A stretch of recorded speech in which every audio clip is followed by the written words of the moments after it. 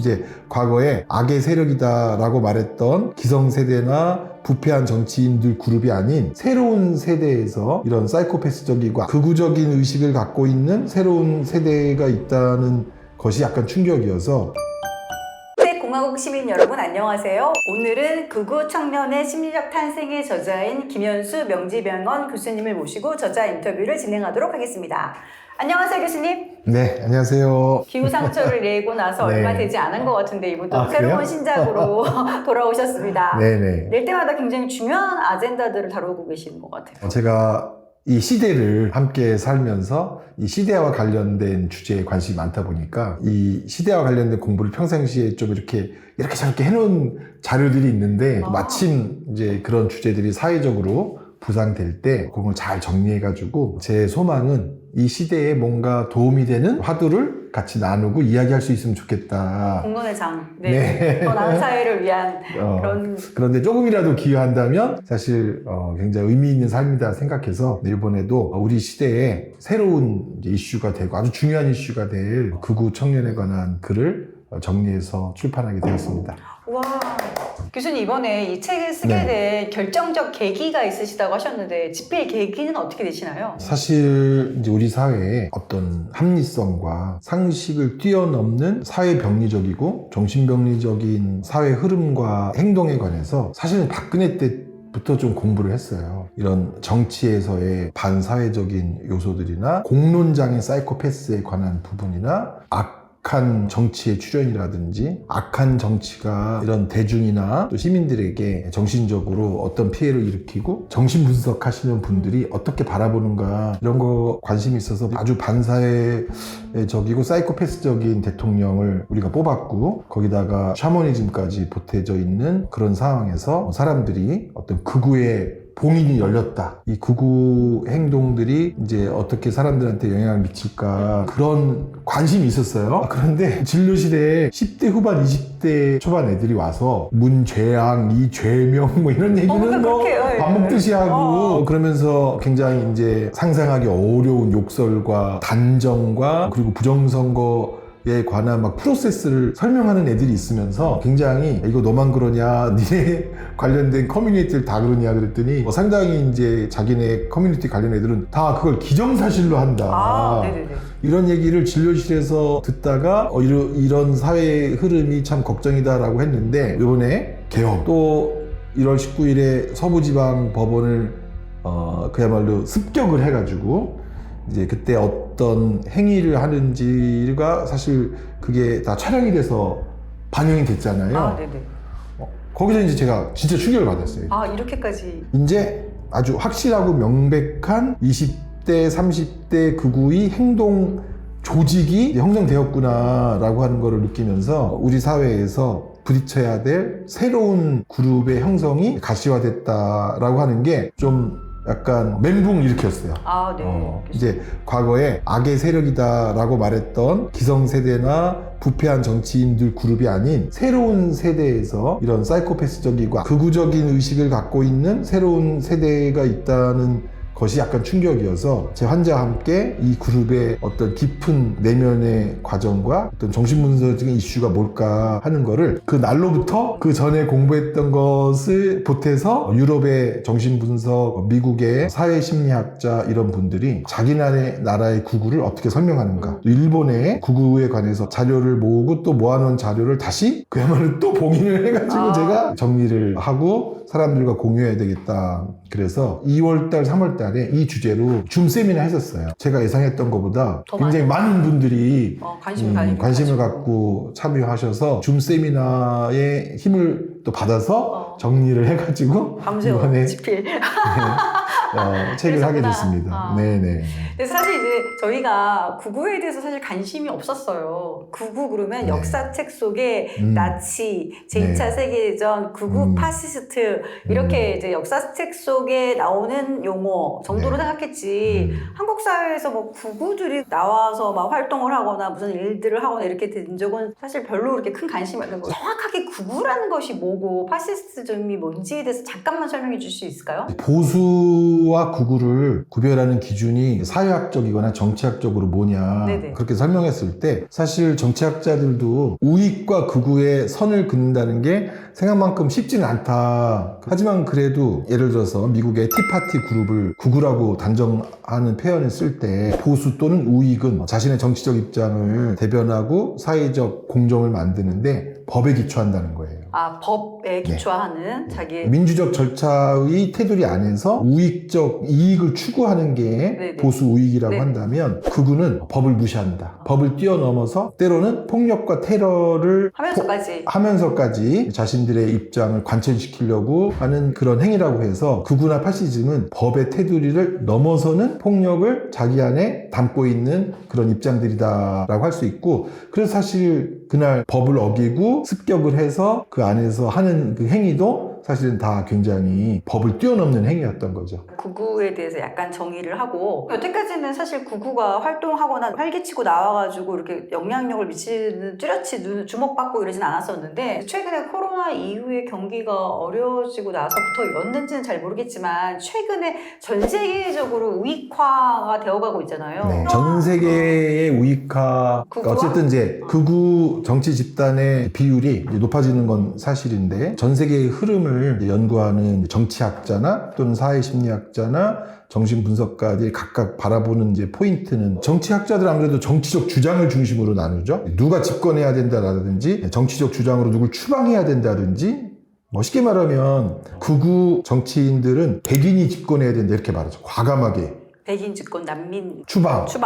이런 거죠. 사회심리학자들은 극우화에 굉장히 큰 것을 박탈감으로 보는 것 같아요. 예전에 차지했던 그런 지위와 그 지위로부터 나오는 문화를 누릴 수 없게 됐다. 아마 대표적인 게 이제 가부장주의인 것 같아요. 어쨌든 일자리는 줄어드는데, 과거 어쨌든 지배적이고 남성 우월한 체제, 아주 전형적인 어떤 산업화 과정에서의 일하는 가장, 집안일하는 여성, 토끼 같은 아이들, 과거의 전통적인 규범이 현재 변화를 하고 있는데, 이 변화에 관해서 어떤 사람들은 다양성이라고 받아들이고 어떤 사람들은 박탈이다. 어쨌든 그들이 이제 박탈이 주는 영향을 굉장히 깊게 관찰하고, 이 박탈이 그 사람들을 반동화라는 말이 저는 처음에는 이런 반동분자 이런 말이 아니라 역사를 되돌리려고 한다. 이렇게 나가고 있는 거를 네, 진보적인 역사를 되돌리려고 한다. 이런 측면을 이제 사회심리학자들은 주목을 하고, 정신분석학자들은 그렇게 지위가 줄어들면서 사람들의 이제 마음이 불안해지고 약해지고, 그러면서 이제 약한 자아를 갖게 되면서 그 약한 자아를 보상하기 위해서 가해자를 동일시한다든지, 정신병력적인 그 그렇죠. 병이네요. 정신분석적으로 자기는 억압되어 있는데 대신 해주는 사람들을 강력히 지지한다든지, 그것도 일종의 한 동일시 절차인데, 그런 각각의 관점에서 이제 설명하는 것을 제가 흥미롭게 봤고, 이 책에 최대한 그런 입장들을 소개하면서, 어쨌든 이제 극우 청년들의 그룹이 사실 한 그룹이라고 보기가 어려워요. 하나로 정의되어지지 않고 여러 개가 네. 보입니다. 최근 우리나라에서도 사회학자분들이 실제로 설문조사나 표본조사를 통해서 나올 때 보면 빈곤층에서의 극우도 있고 상류층에서의 극우도 있고, 극우의 어떤 출현 경로나 또 과정은 되게 다양하다. 그래서 그건 우리나라만 그런 것도 아니고 다른 나라도 좀 그런 것 같아요. 각각의 다양하게 극우가 될 수 있는 경로가 어떤 경로인지 그런 것도 제가 책에 좀 소개를 했습니다. 네. 이제 극우화되는 사람들이 청소년들과 청년이라는 건 우리 미래를 봐서라도 위험할 수도 있고, 또 이제 여러 가지 걱정이 많이 되는 요소가 있는데, 태어나기 자체를 극우로 태어나진 않았던 것일 테고, 네, 그렇죠. 왜 한국 극우 청년들의 심리적 과정이 어떤 과정들을 거쳐서 완전 극우화돼서 가서 폭력을 휘두를 수도 있는 정도까지 갈 수 있는가? 현재 이제 가장 많이 우리가 이해하고 설명할 수 있는 것은 소위 말하는 이제 잉여 남성과 자기 박탈, 그런 것으로 인한 지위 위협이라고 할 수 있어요. 잉여 남성이란 말은 일자리를 얻지 못하는 남자가 많아졌다는 거예요. 예전에도 사실 다른 사회학자분들이 우리 사회의 잉여 인간 이런 이야기를 했죠. 잉여 인간이라는 소설책도 있고. 이제 지금은 이제 그 잉여가 과잉될 정도로 넘쳐나게 됐다. 쉽게 말하면 이제 일자리를 갖지 못하는 남성이 많아졌는데, 이제 사람들의 의식은 안 바뀌었어요. 어떤 의식이 안 바뀌었냐면, 집을 내가 책임져야 되고 가정을 책임져야 된다라는 가부장적인 의식은 사실 계속 유지돼요. 의무는 있는 있는데 권리가 없어지는 거네요? 의무는 여전히 높은데 그걸 행사할 수 있는 기회는 이제 사라진 사회니까 이건 화가 나는 거죠. 근데 여기서 사람들이 왜 없어졌지? 라고 했을 때 어떤 사람들은 산업의 변천이다 이렇게 이해할 수 있는 사람도 있고요. 네. 어떤 사람들은 내가 할 것을 누가 뺏어갔다 라고 볼 수 있어요. 여기가 이제 피해의식의 출발이죠. 뺏어갔다, 뺏겼다. 누구한테 뺏겼다. 내 건데 누가 뺏어갔다. 내 몫을. 네, 내 몫을. 미국의 백인 사회도 그렇고 우리나라 남성의 일부가 그것을 빼앗겼다라는 피해의식으로 발전하면서 누가 내 자리를 빼앗았나. 네네. 그걸 딱 봤더니 미국의 경우는 이민자들이. 유럽은 난민, 한국은 이제 남성들이 여성이 뺏었다고 여자들이 생각하는 뺏어갔다. 거죠. 여성이 뺏어갔다. 그리고 안타깝게도 20대 계층마다 다르지만 중하층 부류의 계층에 속한 사람들의 남성, 여성을 살펴보면 여성은 취업률이 높아요. 반면에 남성 취업률이 낮아지는 추세예요.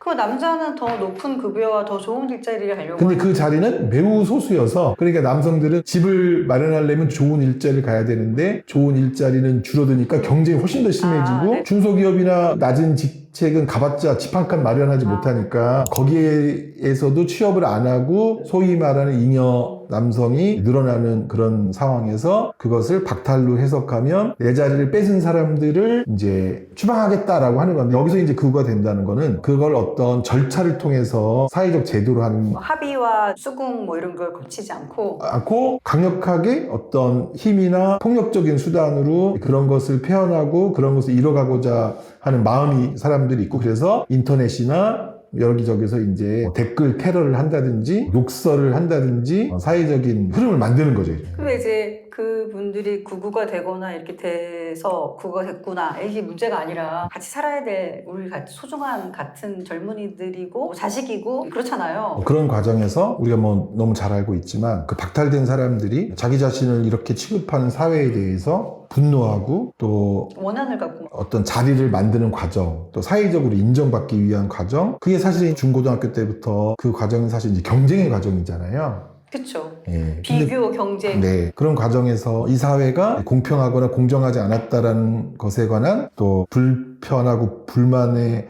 감정이 생기고 또 특정한 상황에서 누구한테 그 자리를 빼앗겼거나 또는 공평하지 못한 일을 경험하면 그때 생기는 감정이 이제 원한인 것 같아요.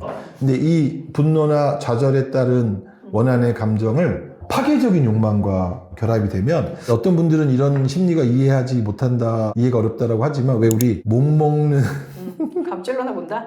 그런 것부터 시작해가지고 뭐 나도 나 못하면 다른 사람도 못하게 해야 된다. 다 같이 나가자. 그렇죠. 공멸. 너 죽고 나 죽자. 뭐 네. 이런 거요? 공멸에 대한 파괴적 욕망이 인간에게도 있어요. 이렇게. 그러니까 남 잘 되는 거 보느니 다 같이 망했으면 좋겠다. 이런 파괴적인 욕망과 공멸에 대한 생각을 갖고 있는 젊은 층이 아주 극우적 폭력적 접근을 동조하는 심지어 테러를 동조하는 그런 청년들이 어쨌든 많지는 않지만 제가 이제 진료 현장에서는 자주 봐요. 다 죽었으면 좋겠다. 그냥 폭탄 하나 가져가서 다 터리고 했으면 좋겠다. 이런 이제 파괴적인 욕망을 보고 말씀하신 것처럼 그런 걸 어떻게 알게 됐냐. 그리고 너가 갖고 있는 혐오가 어떻게 이렇게 커졌냐. 이런 거 물어보면 역시 거기에는 유튜브가 있어요. 유튜브.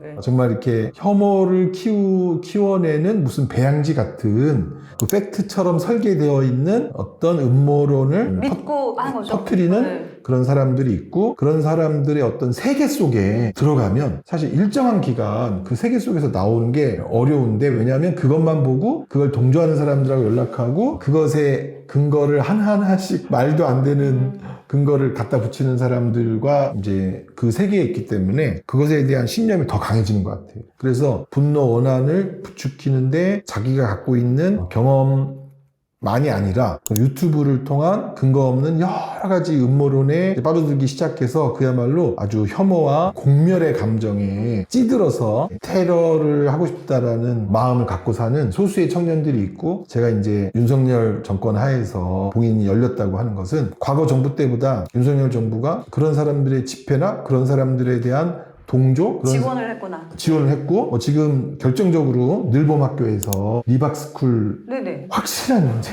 저희 그거 했다는 증거.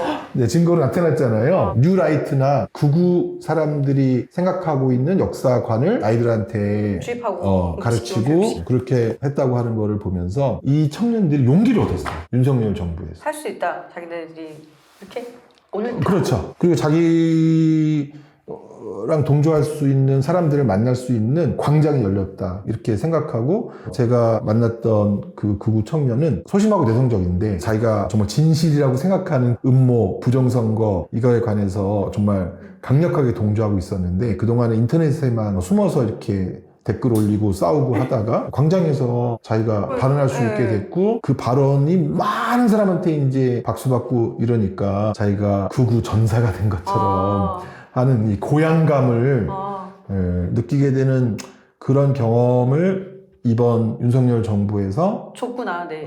제공한 거야. 제공한 거.